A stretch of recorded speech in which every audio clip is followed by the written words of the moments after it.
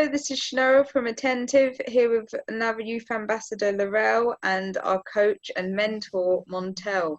And we're going to continue learning the fried liver attack today. So over to you, Montel.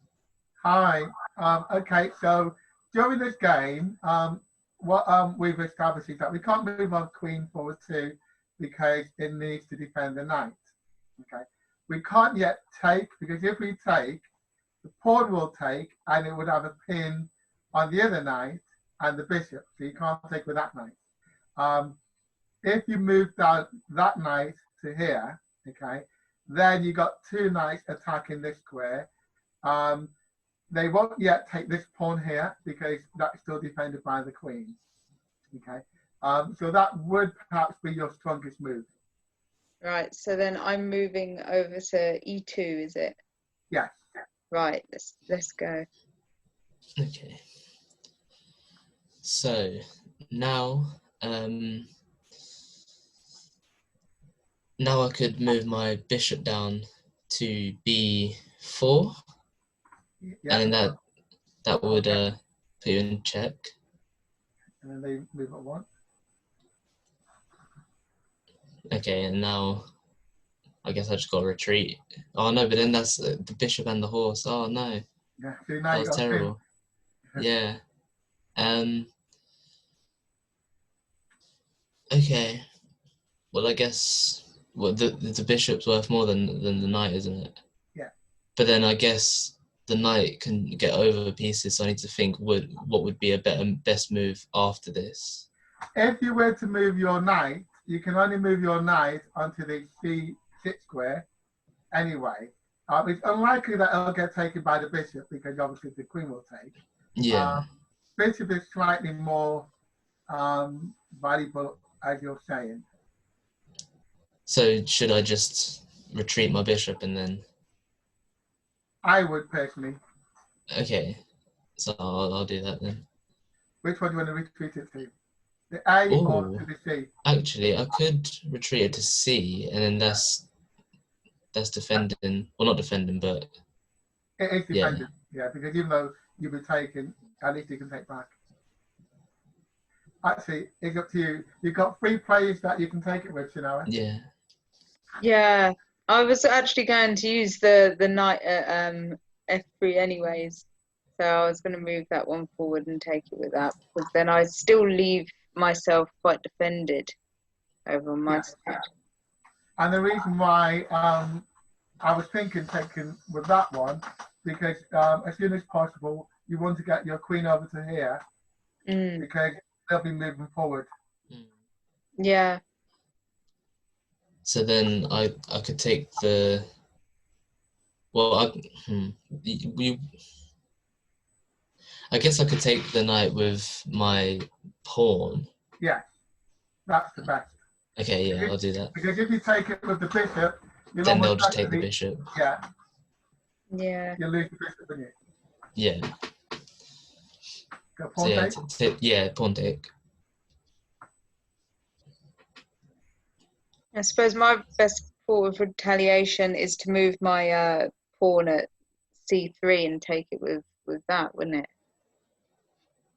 c3. Yeah, if I took it with another pawn. Exactly. And then now it's just, do I trade bishop for bishop? Just 1 second. Now, if you take with the pawn, okay, then obviously that will move back. If you take it with the bishop, you've got a chance. Do you see what I mean? Right then. Yeah, go to him into that's true. An exchange. Or if you take it with the knight will be threatening that square, okay, which you would almost definitely do that exchange. And if you did that exchange, then you can move that, because then that's also attacking this square up here. Yeah. So when you move your knight out of the way, your queen will. Yeah, and then I'll clear myself to actually move my queen, which has been an objective of the past about 15 minutes. It's been there as well. So we'll move the knight then, and see how it goes. See how it plays out. Yeah. Okay. So I guess if I retreat, then that opens up the bishop. Not well. Actually, I wouldn't be able to. I'd have to go forwards. I can't do anything. Oh no. Yeah, so the white one can't do anything. And there's two players attacking that. So you have to attack with the pawn. Okay. Yeah. Yeah. Attack. Wait. Or could I? No, I don't really want to trade. I don't know.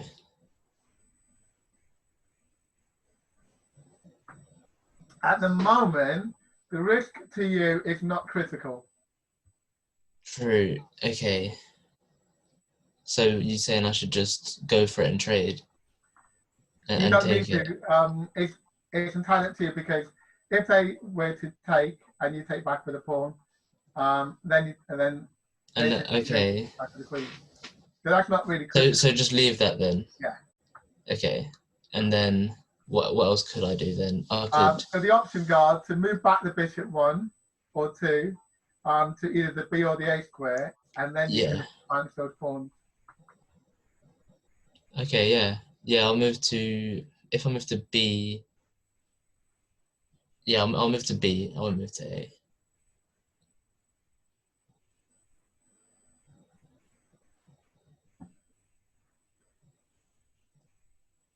So now what you can think about doing is moving your queen to Yeah.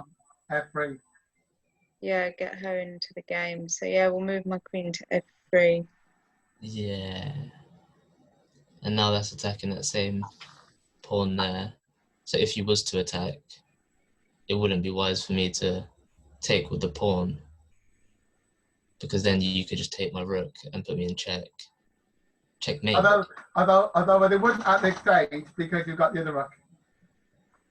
Oh yeah, yeah, that's true actually. So I could leave that still, Yeah. but then it would weaken it, but they wouldn't want to trade the queen for Exactly. the rook. Yeah. Okay. Could I maybe just think about progressing some pawns on the A to move the So you want to move that one, if I move that one, then you could take, and then there's no chain, or you can move or I that. can move. I'll move the A forwards one, so then I could move the B after that. And you can move your pawns forward as well. Yeah. Which side? I could clear some B or pawns. H. B pawn or the H pawn. I'll move forward my G pawn. Then I'll free up the movement of my queen if I want to go diagonal as well. Because now, if you move one, okay, then that gives your queen the option of moving over this side. Yeah. Okay, so at this point, if that pawn goes forward one more as well, I'll have to take it, because it would open up. But then it would open up.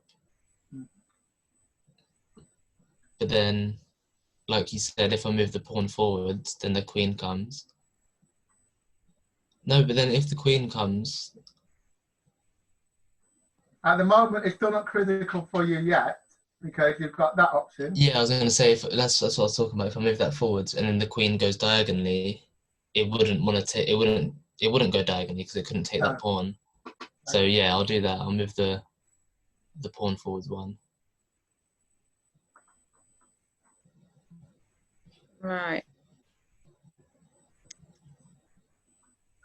What would my best football be? Move with your other pawn forward. Yeah. And then again there. Yeah. Oh yeah. I'll move that then once. Okay. Can I move my B pawn? Yeah, one. Yeah. Okay. Now, you just need to consider if you want to take, or if you, what are you thinking, Genova, at that stage? I'm thinking I should concentrate more on the G and H, because then that's where the king is and that's where I'm trying to advance. But at the same time, I could take his pawns, and then they'd be less of a threat. But are they a threat in the first place? Because wherever he moves there, I can take him. Yeah, but all you just need to watch out for is if they take and you take, queen can come down here. Okay. Oh yeah. So just bear that in mind. And at the moment, it's not that much of a threat. Okay. Just bear that in mind. And then if you were to move down your bishop to here, you don't want an exchange. They could take, and then obviously your bishop will then be there. Okay. So just bear that in mind. If you move this pawn to here, they'll start to get in a bit of trouble, because then I personally always like to attack, because when you attack, it concentrates your opponent's mind, because then they can't attack you, they have to defend. If you were to move your H pawn, you have to think about what to do about it. Right, I'll move my H pawn then, just to give Laurel a bit of stress. Okay, so right now, if I was to take that H pawn, that opens up the king's channel. If I don't, then you could just take it, and then that also opens up. But then you've got 2 pawns in the way, and you wouldn't be able to. Then you could just go forward, and then you'd threaten my bishop. No, my rook with a pawn. This is hard. I'm thinking maybe leave it and just focus, try and attack before they do. But then I don't know if I could get it anywhere dangerous quicker than Genoa can. Because remember, again, when you're playing like an average player, the average player will make mistakes. They won't always do the strongest move. Okay. Yeah. So again, if you were to take that, your opponent is likely to take you first, because if they don't, you'll take them again here and put pressure upon them there. Yeah. And then they'll take you.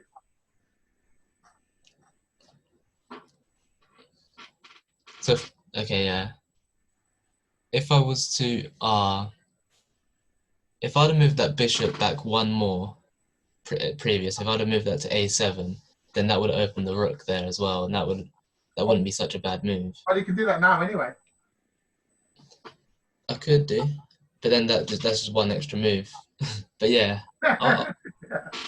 I'll go. Yeah, I'll go for it. I'll try that.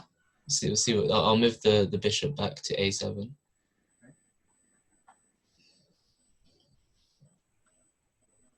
Right. You can take the pawn?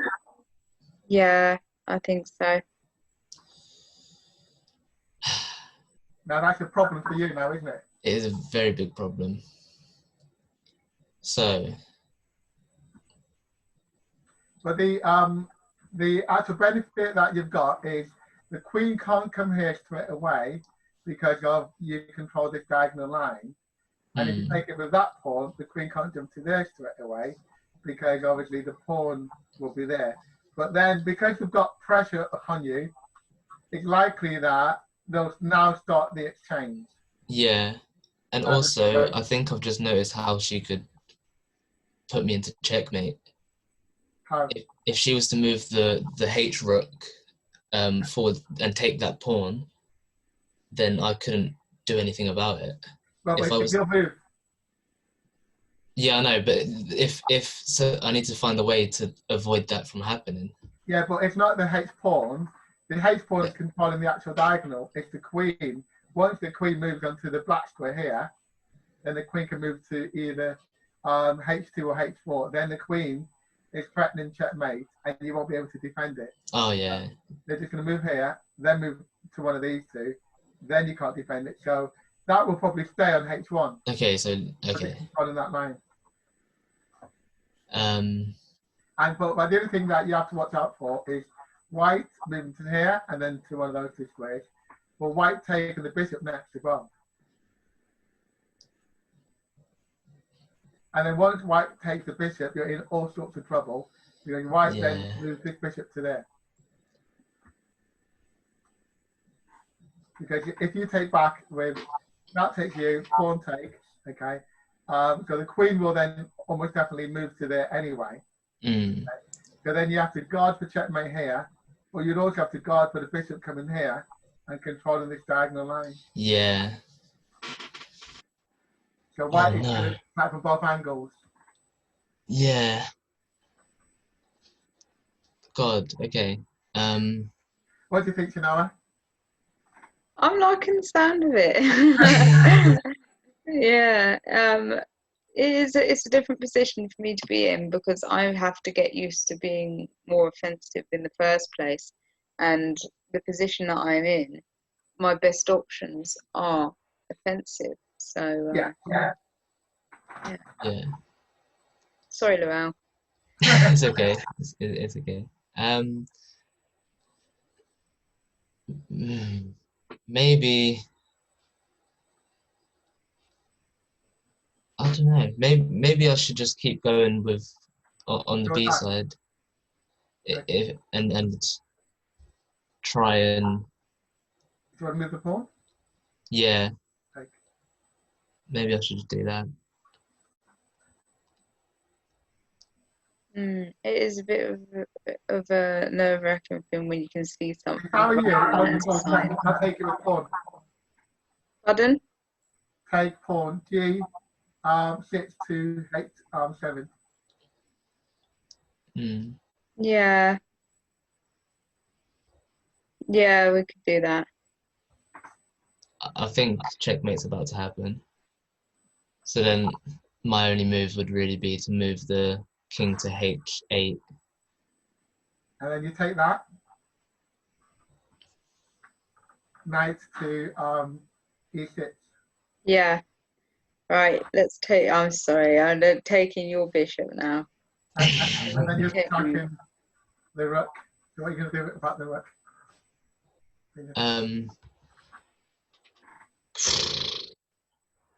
Maybe move to G. No, but I don't know actually. You can't move to G because then it will be taken. And it'll be checkmate. Oh yeah, of course, by pawn, yeah. And then you just change that to a queen, and yeah. Okay, move to E then. Can that? Nothing can take that, can it? No. Good to know. What do you want to do next? Oh, well, there's no real point in moving anywhere there except for to defend that pawn. You've got, if you move on one square, there'll be checkmate afterwards, or you can just get checkmate straight away. How do I do checkmate straight away? Because the only thing that I can see is moving my queen forward. Yeah. Yeah, Exactly. move the queen forwards to F6 then. Oh, I Checkmate. could, yeah. I could Yeah. have taken the pawn even, but Yeah, I'd- because I can't do anything there. yeah. I can't move the king to G because then the pawn take it. Can't move it to G8 or G7. And the move before, as the backup move, was moving your bishop. Okay. So when you move the bishop, they can move that pawn forward one, and then it's checkmate. Because then you just take it, and it's defended by that pawn, and they can't Yeah. move. Yeah, less defense. What do you think? How Oh, did that you was like- my first time winning, so yay! And why do you think you won that? Because I had a lot of help from you. Also, because you were more aggressive, and Yeah. because of the opening, you did an opening tactic, okay, and then you did the strongest move throughout the game. Yeah, And then what you did is from when you started off, you just kept on the front foot. You kept the pressure on. So even though Laurel was doing some quite good moves, weren't you, Laurel? Mm. Okay. You were always one behind. So Yeah. to the early games which I was teaching you and Mia, it was always a case whereby you always felt like you're almost getting your opponent, because if you were to take that pawn, there's a lot of trouble there, isn't there? Because Yeah. the queen can come down here. But then I just couldn't because you're threatening my king. Exactly. So it's that's like right. I've set it up, but I just can't get the shot off. Yeah. So what what is the takeaway from this game for you, Genoa? My takeaway is that it serves to be more offensive because most of the game is psychological, to be honest. If you distract someone's thoughts away from somewhere else, then that's where they'll focus on, and you can take advantage of that. It's not just moving little, shapes around a board. It's putting pressure on someone, making them think about certain other places, and it's a lot more complicated than it looks. 100%. You're right. Yeah. It's about distraction. It's about getting your opponent to concentrate on playing your game. It's controlling the board and controlling the game as much as possible. So that's why. Sorry. A bit of it's more like manipulation, really, as well, isn't it? Yeah, because it's psychological. It's put pressure on. When I was telling you about what people really learn from chess, as we keep saying, it's a mind game. It's having different plans. It's thinking ahead, and it's getting your opponent to play your game. Okay. So, and I will say before, it's distracting your opponent. Laurel, what's the takeaway for you from this game? Takeaway is to think about every single move, because one move can set you one behind, and then it's just the game over. It's just completely different. So every single move is important in chess. Absolutely, and that's such an important takeaway. Again, comparing that to life skills, everything that you're doing has got a cause and effect. Okay, it does affect how you go forward in chess, but also in life. You're leaving a trail. If you play your strongest game, then you'll go far. Sometimes you can make a mistake or not do the best. If your opponent doesn't notice, then it's fine because you got away with it. Yeah. If they do notice, then you're not going to get away with it, are you? Yeah, and when you're in the call, everyone's noticing everything. Yeah, exactly. Because it's completely different playing like this, and if you're just playing against somebody normally, isn't it? Yeah, like you said as well. If we was to play the average player, we both would have won. Yeah. So it's like we're definitely gaining skills in chess. Yeah. Exactly. Yeah. So what we're going to do now is we're going to finish this one off, and we'll do the final attack one more time with a different opening, and we'll change it around again. Okay. Okay. Cool. So if